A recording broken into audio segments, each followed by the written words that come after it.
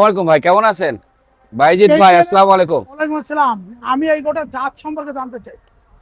এই গরুটা এই গরুটা আসলে আপনি বললেন দেশাল, অ্যাকচুয়ালি এটা ব্রাহ্মণ ক্রস বুল, বাংলাদেশে জন্ম আর কি।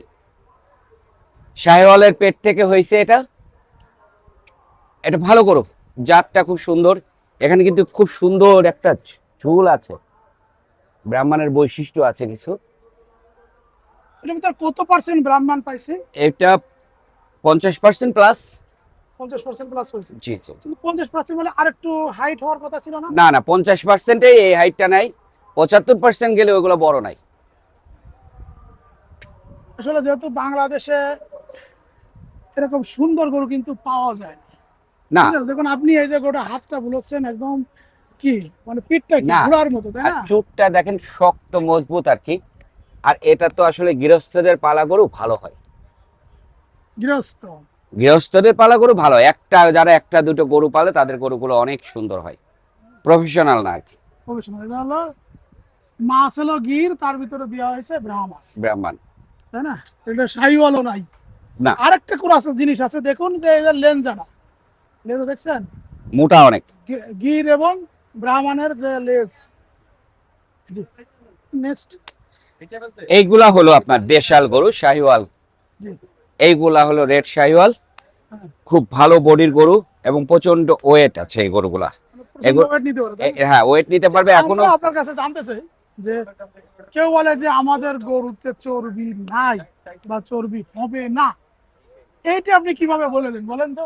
আসলে আমাদের দেশাল কিছু গরু আছে সেগুলোর চর্বি মানে আমাদের আবহাওয়াগত ভাবে একটু কম হয়, কিন্তু ক্রস ব্রিড বা ক্রস ব্রিডের বাইরে যে সমস্ত গরু বা ক্রস ব্রিডের যে সমস্ত গরু আছে, এই সমস্ত গরুর চর্বি সাধারণত যারা বলে যে চর্বি হয় না, ভুল। বাস একটু কম হয়, তবে চর্বি হবেই।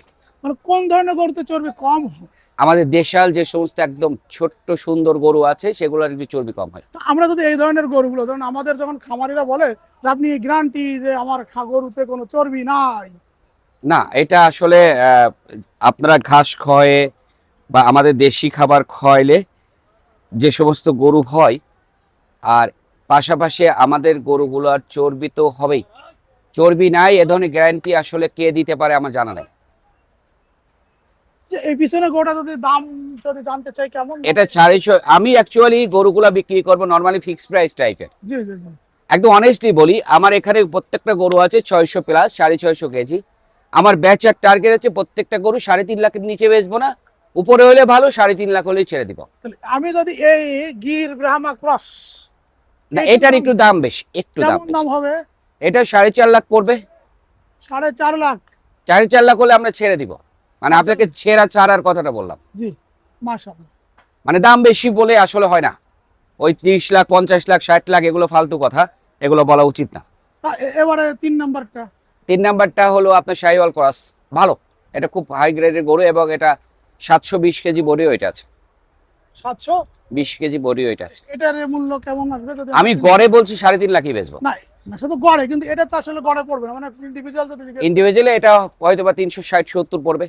360-70, 360-70 হয়তো।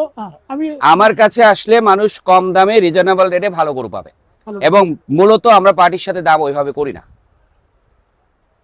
পরের গরুটা যদি আমরা দেখি, এগুলো সবই রেড শাহিওয়াল ক্রস, সব। এবং শাহিওয়াল আছে কিছু, খুব সুন্দর সুন্দর গরু, একদম একই লেভেলের, একই ওয়েট। সবই 600 প্লাস ওয়েট আছে, কোনোটা 700 কেজি আছে, 600 প্লাস সবগুলাই। আচ্ছা এই যে পিছনে ভারী গরদান ভারী, এটা কিভাবে হয়? এগুলা হলো বয়স, আপনি যদি গরুগুলা খুব একটু বেশি টাইম নিয়ে বেচেন, পালেন আর কি, সেই ক্ষেত্রে গরুগুলা একটু বেশি মজবুত হয়, সুন্দর হয়। গরু পরিপক্ক না হলে মাংস এতটা ফিটিং আসে না। এগুলো সবই কিন্তু 4 দাঁত 6 দাঁতের গরু, 2 দাঁতের কোনো গরু নাই এর মধ্যে। দুই দাঁতের গরু হয়। আপনি যখন গরু সংগ্রহ করেন তখন কয় দাঁতের গরু সংগ্রহ করেন? আসলে বিজনেস পারপাস যদি করতে হয়, মিনিমাম 2 দাঁত থেকে শুরু করে 4 দাঁত 6 দাঁত পর্যন্ত গরু সংগ্রহ করা উচিত। যদি আপনি শর্ট টাইমে গরু পালতে চান, সেই ক্ষেত্রে আপনার 6 দাঁতের গরু সংগ্রহ করলে ভালো হয়। 6 দাঁত? হ্যাঁ, স্বাভাবিক। 8 দাঁতের পরে গরুগুলোর মাংসগুলো খুব সুন্দর হয়। কি বলেন আপনি? আমি যেটা সবাই তো মনে করি, কচি গরু খেতে চায়। কচি গরু খাওয়া একটা জিনিস, আর গরু বিজনেস পারপাস করা একটা জিনিস। এই পাশে গুলো কি আপনার? জি। এগুলো আমাদের সুমন ভাই। আমরা মূলত আসলে ভাইজান আমার একটা কথা আছে। বলেন। আসলে মূলত আমাদের তো খুব বড় গরু আমরা পালার অভ্যেস, আমরা বড় গরুগুলো পালি, কিন্তু আমার এক শ্রেণীর কাস্টমার আছে যারা মিডিয়াম রেঞ্জের 3 থেকে 6 লাখ 7 লাখ টাকার গরু আমার কাছ থেকে পার্সোনালি চাই। জাস্ট তাদের জন্যই এই গরুগুলা সংগ্রহ করে তাদের জন্য রেখে দেয় আর কি। মানে তাদেরকে আমি ইচ্ছে করলেও দিতে পারি না কম দামি গরু, চেষ্টা করতেছি বাজারে কিছু গরু দিই। আপনার সবগুলো গরু কিন্তু একই রেঞ্জ এবং একই রকম বডি ওয়েট, একই রকম না, এখান থেকে 3টা গরু 4টা গরু একটু বেশি দাম। হ্যাঁ, এগুলো কেমন দাম হবে?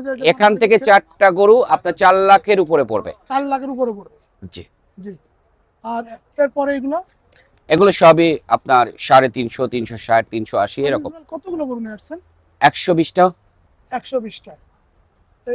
আজকেই তো প্রথম গরু নিয়ে আসছেন, কালকে রাতে বলে আমরা এখানে এসেছিলাম কোনো গরু না ছিল না, না। আজকে নিয়ে আসছি এবং গরু মূলত আজকে দেখবে মানুষজন, কালকের থেকে 2 দিন গরু ভালোভাবে কিনবে। কিনবে।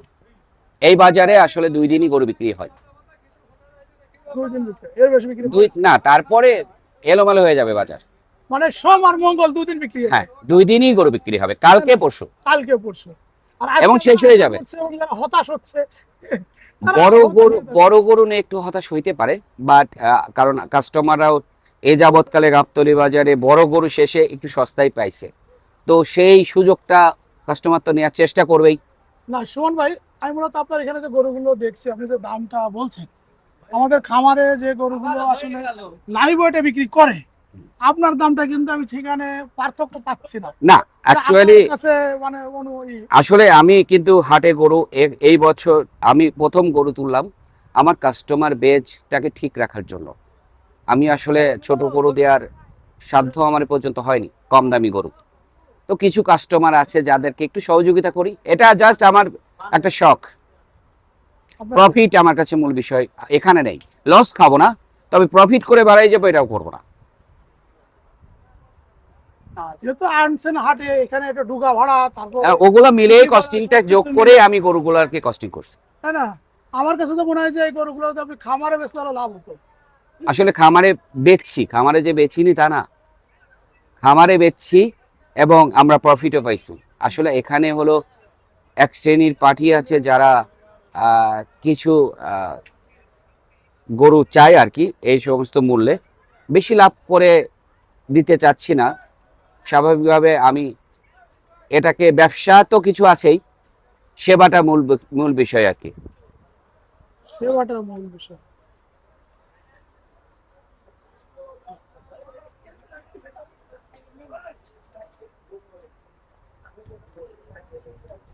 ভাইজান, ভাই, আমি মূলত পিছনে ছিলাম, এতক্ষণ ক্যামেরা ধরলাম।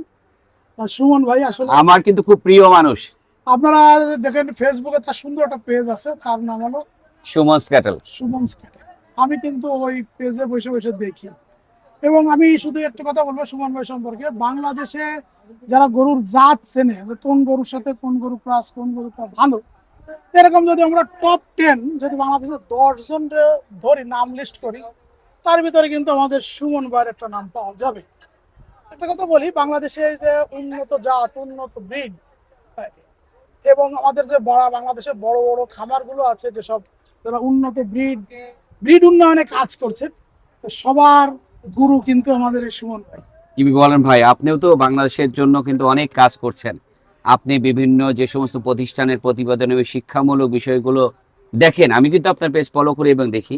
আসলে খুব সাবলীলভাবে আপনি কিন্তু বাংলাদেশের মানুষকে অনেক ভালোভাবে উৎসাহিত করছেন, এবং এটাই আমাদের দরকার। আসলে আমাদের প্রবলেম হলো আমাদের সরকার আমাদের এই গরুর খামারিদের প্রতি নজর দেন না।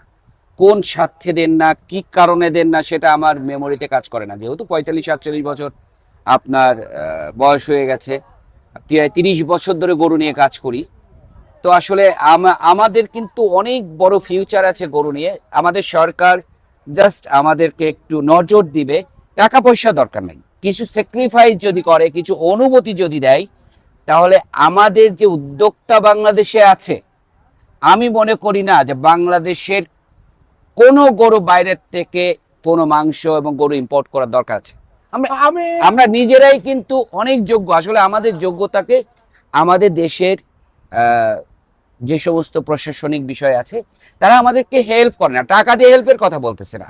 আমাদের যে সমস্ত পলিসি আছে, আমরা যে সমস্ত পলিসি মেনটেন করে বাংলাদেশের মাংসের 100% চাহিদা পূরণ করতে পারি, সেগুলো সাপোর্ট করে না। কোন স্বার্থে করে না, কোন বিষয়ে করে না, এটা আমার মেমোরিতে আসে না। কিন্তু ওনারা যদি একটু পার্সোনালি, বাংলাদেশে অনেক জ্ঞানী মানুষ আছে, তাদেরকে ইউজ করে না। এবং আমি মনে করি যারা বড় বড় প্রতিষ্ঠানে বসে আছেন তারা গরু সম্পর্কে বাস্তব জীবনে এসে গরু কখনো দেখিনি, এসির মধ্যে শুয়ে থাকে, বাস বসে অফিসে আসে, দুটো খই করে চলে যায়। জি। তা আমি সামনে আসছে এই কারণে যে সামনে আমি আর সুমন ভাই মিলে আমরা একটা জাত উন্নয়ন নিয়ে মানুষকে কিছু শেখানোর চেষ্টা করব। আপনারা যারা আমাদের জন্য দোয়া করবেন যে আমরা কিভাবে আসলে আমাদের সেক্টরটা সামনে এগিয়ে নেওয়া যায়। আমরা একটু চেষ্টা করে যাচ্ছি এবং সামনে আরো চেষ্টা করব।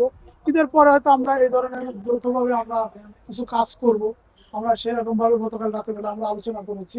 আমাদের জন্য দোয়া করবেন যে আসলে আমাদের এই সেক্টরটা কিন্তু সেই 6-7 সালে, আমি যখন 5 সালে শ্যামল বাংলা করতে যাই, সারা দেশে ঘুরে সারা বাংলাদেশের ভিতরে সবথেকে বড় গরুর খামার ছিল চট্টগ্রামের মোল্লা ডেইরি।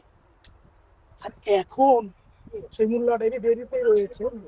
এখন কিন্তু অনেক খামার গড়ে উঠেছে, এরকম ইয়াং ছেলে।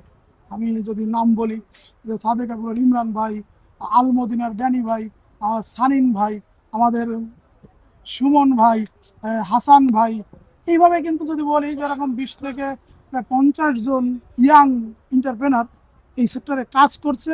আর কাজ করছে বলেই কিন্তু এরকম সুন্দর সুন্দর গরু। আমি যদি বলি 16-17 সালের দিকে বা 14-15 সালের দিকে এরকম হাটে আসলে এই সাইজের গরু পুরো হাট ঘুরলে হয়তো 200 ছিল, তাই না? এই 700 কেজি 800 কেজির সাইওয়াল পুরো হাট ঘুরলে হয়তো 200 ছিল। আর এখন যেদিকে তাকাবেন এরকম সুন্দর গরু। বাইজিদ ভাই, আমি একটা কথা বলি, এটা আসলে সবাইকে বলা উচিত। আমাদের কিন্তু গরুর জগতে, গরু কিন্তু বাংলাদেশের ম্যাক্সিমাম লোক খুব ভালোবাসে। আমাদের যে খামারগুলো ধ্বংস হয়ে গেছে, ইতিমধ্যে বসে গেছে, এই খামারিগুলোর আমাদের শুধু সচেতনতার অভাবের জন্য তাদেরকে বসতে দেয়া হয়েছে। তারা যদি থাকতো, যেমন আমি আমার পরিচিত, আমি নাম বলতেছি না, অনেক খামার বসে গেছে শুধুমাত্র আমাদের কিছু পলিসির অভাবে।